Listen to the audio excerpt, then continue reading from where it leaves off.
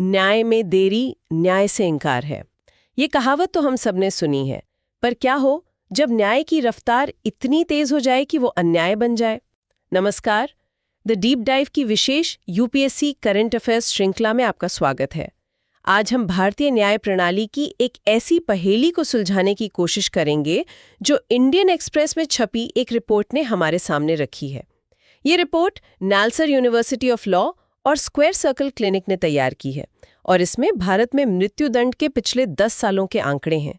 अब पहेली ये है, एक तरफ हमारी निचली अदालतें हर साल दर्जनों लोगों को मौत की सजा सुना रही हैं और दूसरी तरफ देश की सबसे बड़ी अदालतें यानी हाई कोर्ट और सुप्रीम कोर्ट लगभग हर सजा को पलट रही हैं या खारिज कर रही हैं। तो सवाल ये है कि न्याय के इस रास्ते में गड़बड़ आखिर हो कहाँ रही है। इस रिपोर्ट के जरिए आज हम इन्हीं सुरागों को जोड़कर पूरी तस्वीर समझने की कोशिश करेंगे। ये विषय जीएस पेपर 2 और निबंध के लिए बेहद जरूरी है। चलिए शुरू करते हैं। तो इस पड़ताल का सबसे पहला और सबसे चौंकाने वाला सुराग छिपा है आंकड़ों में। इस रिपोर्ट का जो सबसे बड़ा सच है वो एक साधारण से सवाल में है, निचली अदालतों द्वारा दी गई 100 मौत की सजाओं में से कितनी सजाएं आखिर तक टिक पाती हैं। इसका जवाब ही इस पूरी कहानी का केंद्र है और जवाब है लगभग 0। आंकड़े कुछ इस तरह हैं। पिछले 10 सालों में निचली अदालतों ने 1310 लोगों को मौत की सजा दी। ये बहुत बड़ा नंबर है। लेकिन जब ये मामले पुष्टि के लिए हाईकोर्ट पहुंचे तो इन 1310 में से सिर्फ 70 मामलों में सजा को बरकरार रखा गया। और कहानी यहां खत्म नहीं होती। एक मिनट, मतलब 1300 से ज्यादा फैसलों में से 95% से ज्यादा तो हाईकोर्ट के स्तर पर ही खारिज हो गए। ये तो अपने आप में ही हैरान करने वाला है। बिल्कुल। और आगे सुनिए, जब ये बचे हुए 70 मामले सुप्रीम कोर्ट पहुंचे तो उनमें से 38 पर फैसला सुनाया गया और इन 38 में से एक भी मौत की सजा की पुष्टि नहीं हुई। 0। इसका मतलब ये नहीं है कि वो सभी लोग निर्दोष थे, पर इसका सीधा मतलब ये है कि जिस प्रक्रिया से उन्हें मौत की सजा दी गई वो इतनी ज्यादा त्रुटिपूर्ण और खामियों से भरी थी कि देश की सर्वोच्च अदालत उसे मानने को तैयार नहीं हुई। ये सिर्फ आंकड़े नहीं है, ये हमारी न्याय प्रणाली पर एक भरोसे का संकट है। डेथ रो पर थे, यानी अपनी मौत की सजा का इंतजार कर रहे थे। ये 2016 के बाद सबसे बड़ी संख्या है। तो एक तरफ डेथ रो पर भीड़ बढ़ रही है और दूसरी तरफ ऊपरी अदालतें कह रही हैं कि ये सजाएं देने का तरीका ही गलत है। ये तो एक अजीब विरोधाभास है। यही इस रिपोर्ट का मुख्य बिंदु है। ये दिखाता है कि सिस्टम के 2 हिस्सों में कोई तालमेल ही नहीं है।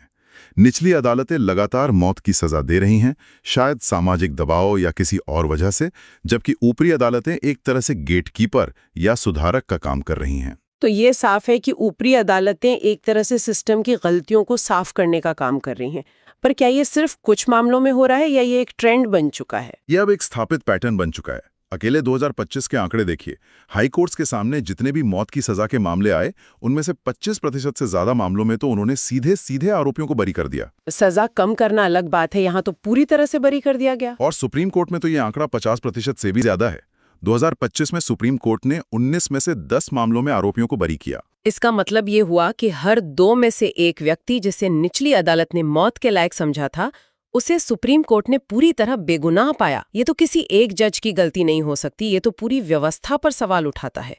आप एक बहुत जरूरी मुद्दे पर आए हैं। रिपोर्ट इसी बात पर जोर देती है। वो कहती है कि इसे केवल सामयिक त्रुटि या ओकेशनल एरर कहकर खारिज नहीं किया जा सकता। ये गलत या अनुचित दोष सिद्धि यानी फ्लॉड कन्विक्शंस भारतीय आपराधिक न्याय प्रणाली में कोई अचानक हुई हादसा नहीं है, बल्कि एक पैटर्न का हिस्सा है। समस्या किसी एक केस या जज में नहीं, बल्कि व्यवस्था की प्रक्रिया में ही कहीं गहराई तक मौजूद है। तो अगर समस्या इतनी गहरी है तो देश की सबसे बड़ी अदालत सुप्रीम कोर्ट इस बारे में क्या कर रही है? क्या वो सिर्फ फैसलों को पलट रही है या इस पैटर्न को तोड़ने की भी कोशिश कर रही है? ये हमारी पड़ताल का दूसरा अहम हिस्सा है। सुप्रीम कोर्ट ने इस समस्या को पहचाना है और सिर्फ फैसले पलटने के बजाय अब वो प्रक्रिया को ही ठीक करने की कोशिश कर रहा है। उन्होंने एक तरह से कुछ सेफ्टी चेक लगा दिए हैं। 2022 में कोर्ट ने एक बहुत महत्वपूर्ण निर्देश जारी किया। हाँ, मैंने रिपोर्ट में इसके बारे में पढ़ा है। ये 3 तरह के रिपोर्ट से जुड़ा है ना? जी। सुप्रीम कोर्ट ने कहा कि अब से कोई भी निचली अदालत मौत की सजा सुनाने से पहले 3 खास रिपोर्टों पर विचार करेगी। पहली, आरोपी का मनोवैज्ञानिक मूल्यांकन, यानी उसकी दिमागी हालत की रिपोर्ट। दूसरी, प्रोबेशन ऑफिसर की रिपोर्ट, जो उसके सामाजिक आर्थिक बैकग्राउंड, परिवार और सुधार की गुंजाइश के बारे में बताएगी। और तीसरी, जेल में उसके आचरण का रिकॉर्ड। इसका मकसद ये था कि सजा सिर्फ अपराध की गंभीरता देखकर न दी जाए, बल्कि अपराधी की पूरी शख्सियत और परिस्थितियों को समझ कर दी जाए। ये तो एक बहुत बड़ा बदलाव है। ये सजा को अपराध केंद्रित से अपराधी केंद्रित बनाने की कोशिश लगती है। बिल्कुल।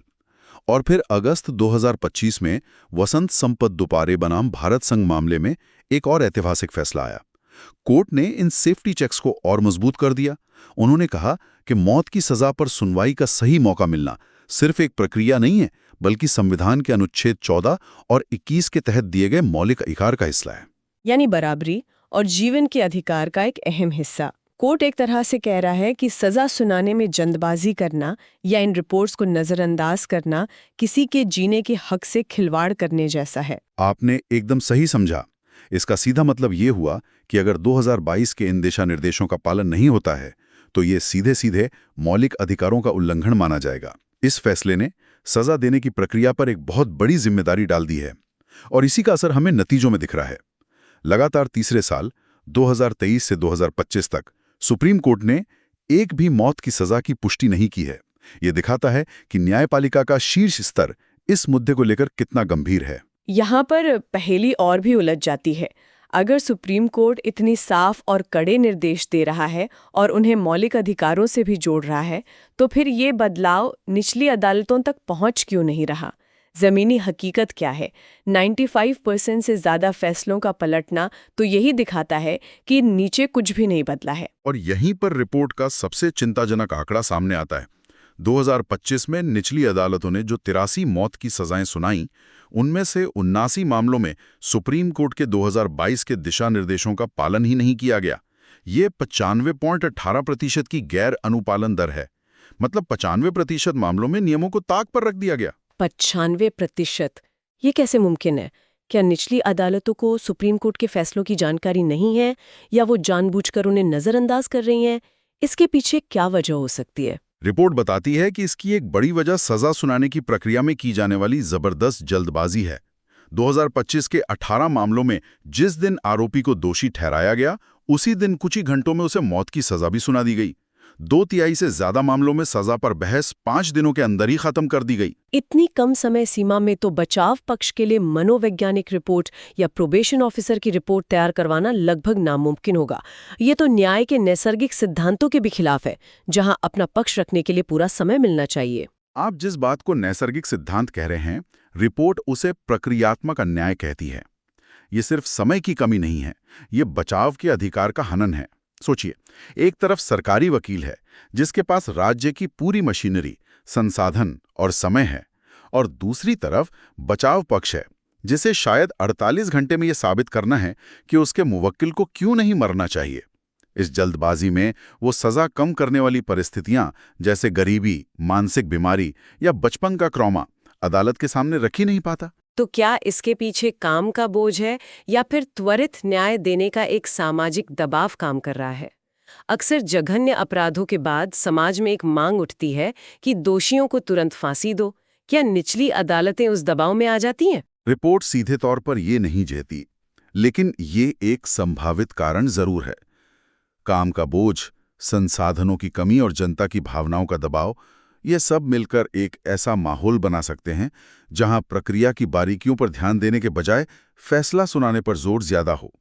लेकिन वजह चाहे जो भी हो, नतीजा यह है कि हम एक ऐसी व्यवस्था चला रहे हैं जो पहली बार में सही काम करने में लगातार नाकाम हो रही है।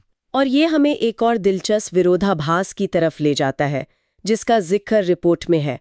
एक तरफ न्यायपालिका है जो मौत की सजा पर इतनी सतर्क हो गई है, और दूसरी तरफ हमारी विधायिका यानी संसद और विधानसभाएं हैं जो बिल्कुल उल्टी दिशा में जा रही हैं। हाँ, ये एक बहुत बड़ा वैचारिक विभाजन दिखाता है। पिछले एक दशक में जहां न्यायपालिका ने मौत की सजा की पुष्टि करने में बेहद सावधानी बरती है, वहीं दूसरी ओर संसद और राज्य विधानसभाओं ने नए कानून बनाकर मृत्युदंड के दायरे को और बढ़ाया है। कई नए अपराधों के लिए मौत की सजा का प्रावधान जोड़ दिया गया है। मतलब कानून बनाने वाले मौत की सजा को एक प्रभावी उपाय मान रहे हैं, लेकिन कानून लागू करने वाली सबसे बड़ी अदालतें इसे देने में झिझक रही हैं। ये तो देश की दंड नीति पर ही एक बड़ा सवाल खड़ा करता है कि हम आखिर चाहते क्या हैं। बिल्कुल, ये दिखाता है कि देश में न्याय की परिभाषा को लेकर ही एक तरह का टकराव है। एक पक्ष कठोर दंड को न्याय मानता है और दूसरा निष्पक्ष प्रक्रिया को, और इस टकराव के बीच हमारा आपराधिक न्याय सिस्टम फंसा हुआ है। और ये विभाजन सिर्फ सोच के स्तर पर नहीं है, इसका असर सजा काटने के तरीकों पर भी पड़ रहा है ना।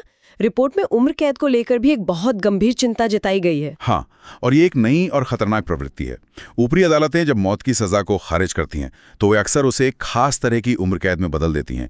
ऐसी उम्र कैद जिसमें सजा में छूट या माफी यानी रिमिशन की कोई गुंजाइश ही नहीं छोड़ी जाती।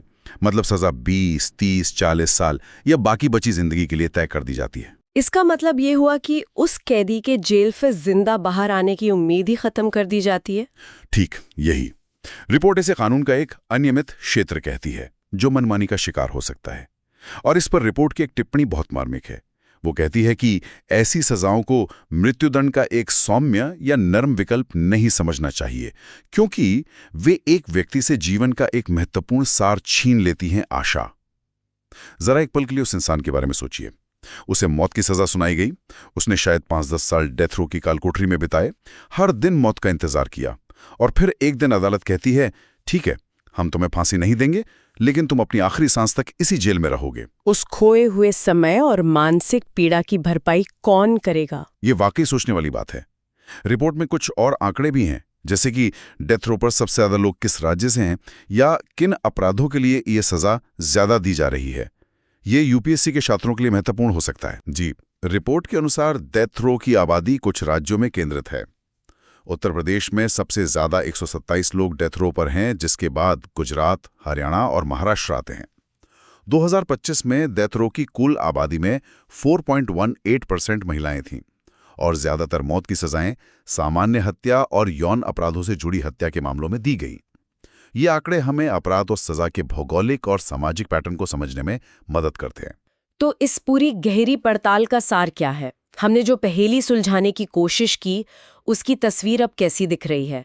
तस्वीर ये है कि भारतीय न्याय प्रणाली में एक गंभीर प्रणालीगत खामी है।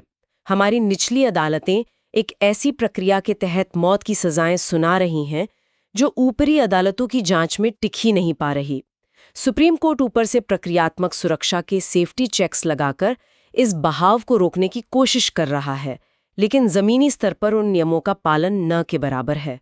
और इस सब के ऊपर हमारे कानून बनाने वालों और न्याय देने वालों के बीच एक गहरी खाई बढ़ती जा रही है। और अंत में विचार करने के लिए एक सवाल जिसे ये रिपोर्ट हमारे सामने छोड़ जाती है। ये सच है कि हमारी न्याय प्रणाली अपनी सबसे गंभीर गलतियों को ऊपरी स्तर पर सुधार रही है, जो एक अच्छी बात है।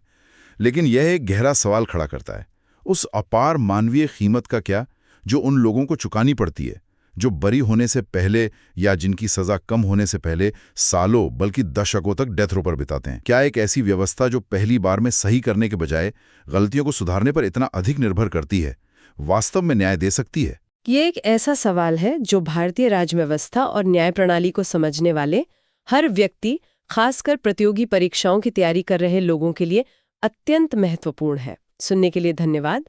अगर इस चर्चा पर आपकी कोई प्रश्न या विचार हैं तो कृपया नीचे कमेंट्स में हमें बताएं। इस श्रृंखला के और विश्लेषणों के लिए हमें लाइक और सब्सक्राइब करना न भूलें।